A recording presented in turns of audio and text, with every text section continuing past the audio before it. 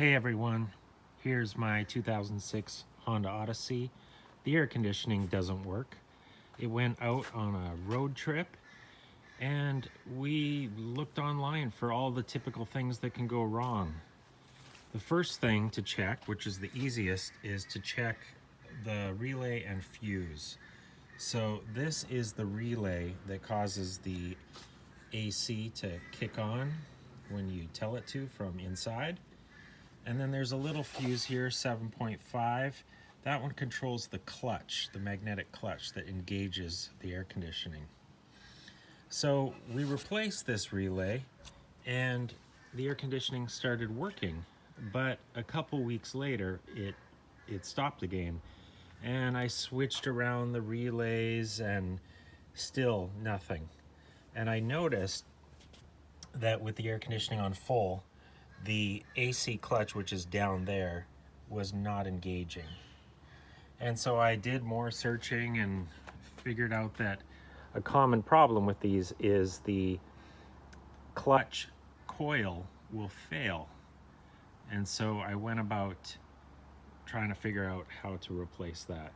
And I want to put this video together because I learned some things that were a little bit difficult to find online. One of the other things I did before tackling the clutch was to check the AC pressure to make sure I wasn't low on Freon. Some people say that the clutch won't engage if your system isn't pressurized properly. So I first bought a can of AC Pro because it has a pressure gauge on it. And because my clutch isn't engaging, it can't really give you an operating pressure. But I found out you can measure static pressure. And the static pressure was about 85, which I understand in 75 to 80 degree weather is fine. So I left it alone. I actually rented a pressure gauge set from AutoZone. They have free tool rentals, which is really nice. And I connected the gauges to the high and low pressure nozzles, and you can see here in this photo the configuration. And even though it was still static pressure, there was sufficient pressure just being static. Static meaning it's not running. And so I thought, okay, I'm not gonna mess with the Freon. I was convinced that it was the clutch because it just was not turning on even with the AC on full and adequate pressure in the system. So when you're ready to get after the clutch, there's a few things you want to take apart just to access it. It's quite buried underneath the engine compartment, so you have to kind of dig for it. One thing I did not do is remove any of the front molding or any of the components. I decided to do it all from the bottom, and I was successful in doing that. So you'll take off the tire, and then you're going to remove some of the Honda clips that hold this inner fender, and just you can fold it back and get it out of the way. You can remove those clips without damaging them, but it might be a good idea to buy new clips just so that they're fresh and secure when you put it back together. So after the fender is pulled out, there is a couple other things you need to do to get the fender out, which is a little plastic piece down there. Just remove the clips there.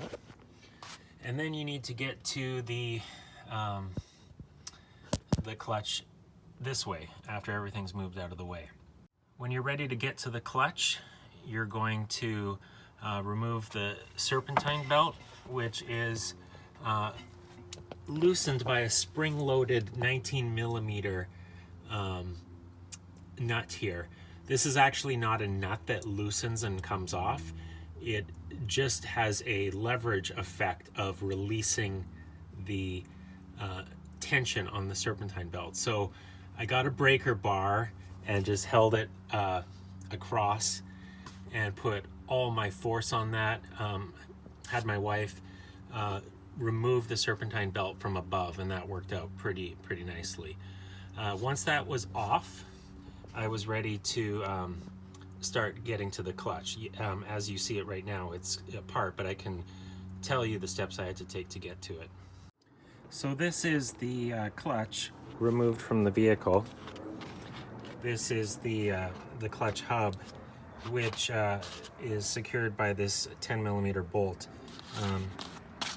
It's difficult to loosen just on its own because it spins, and you're not going to loosen it that way. So I rented from AutoZone again this clutch holder, and you just have to adjust the position of these, slide them into position, and then this will hold it from spinning while you loosen that nut. Once that comes off, make sure you don't lose a couple washers that are hidden inside there. Those are spacers that are required to give the right distance for the magnetic clutch to engage. So keep track of those. And then this is the pulley that you can pull off because of course the serpentine belt has been removed. This is kept on by a little snap clip. These were a little bit difficult to get off. I bought a little set of snap ring pliers to pry that off. It's a little bit hard to access underneath where the compressor is, so that was a little bit tricky. It took me quite a while to spring that off, but just keep at it and you'll get to it. Then the pulley comes off fairly easily. I used some WD-40 and just sprayed it around the pulley area and let it sit for a while. I didn't get a pulley remover tool. I figured what I saw online, I could just pound it off, and that's what I did. I used a rubber mallet and just went behind it and kind of got a little bit of the back edge and was able to pound it off. Was surprisingly not too difficult. And then once that came off, I was left with the coil, and that's kept on with this clip. This one is very difficult to get. I had to buy another pair of snap ring pliers. These ones had a little bit of a deeper fingers that allowed me to get in there and squeeze that off. That one was also quite tricky, but if you just keep at it, it will come off. And so this then comes off. There is this is plugged into electrical at the top. There's a little flange that extra piece that comes over this and kind of clips onto that little flange that you see there. And I used a screwdriver up in there to just release the lock on it, and that slid right off. And then I was left with a clear clutch, as you see here.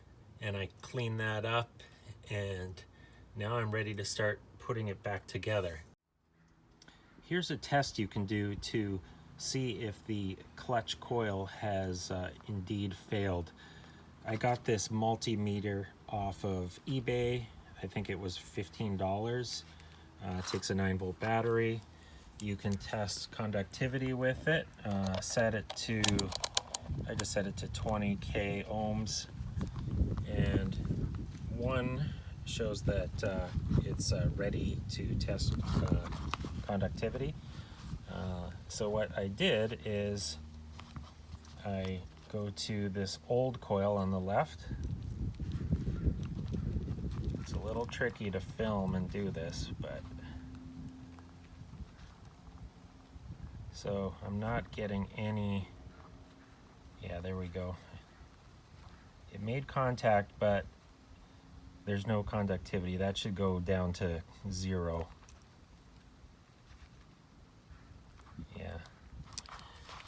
Yeah, let's look at the good coil.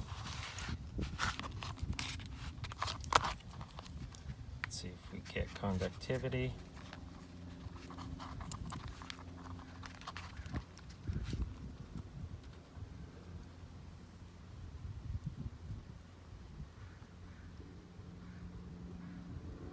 and that is near zero. That's good.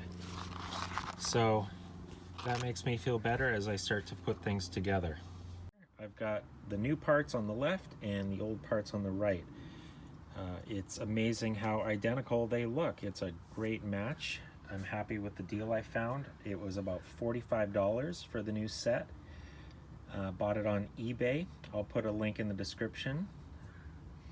I've got the coil connected to the power and it's just placed on. Next step is to put on the snap ring, which is this one. 2 hours later, slight change in plan.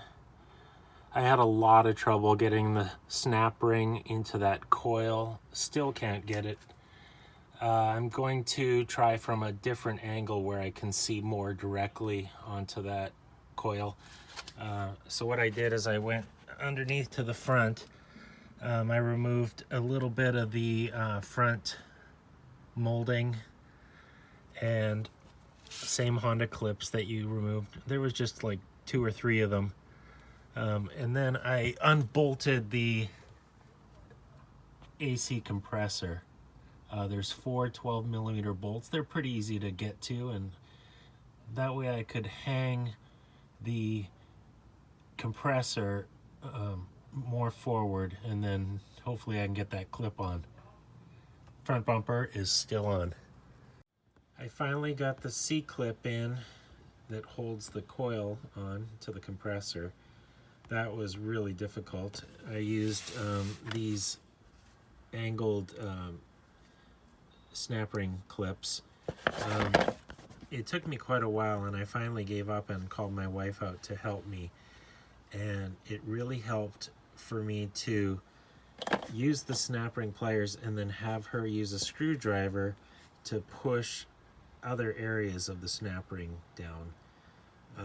It took like a few minutes where I was taking like literally a couple hours to figure that out.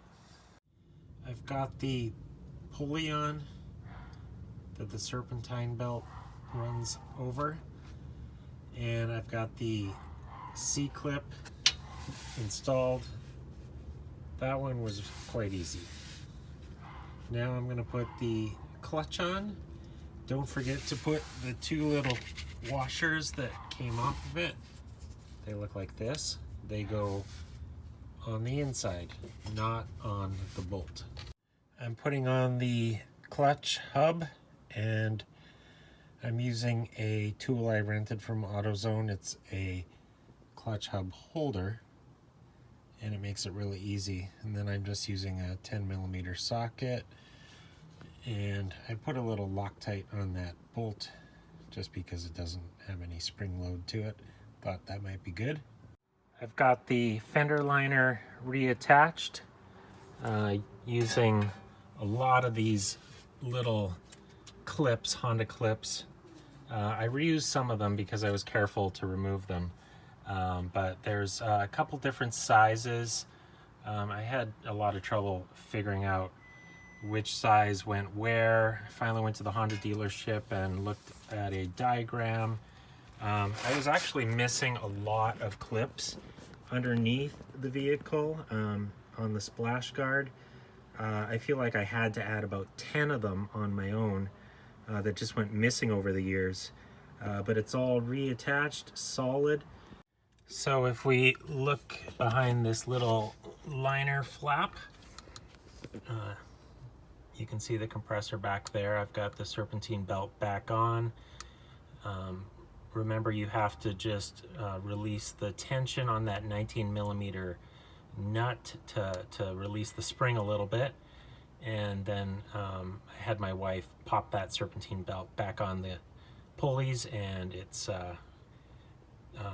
got tension and ready to go. So let's test this out now that everything is back together. If it works, then I'm gonna put the wheel on and take it for a test drive. All right, there is the new AC clutch installed. You can see the engine is running, the serpentine belt is spinning. Let's see what happens when you turn on the air conditioning. Go! There we go. The clutch is engaged and the AC works. If you've got the vehicle already back together, you can also check if the clutch is engaging from above. If you just look down here at the very bottom front, you can see the clutch is currently spinning. The air conditioning is on. Let's go take a look inside. All right, it is nice and cool in here.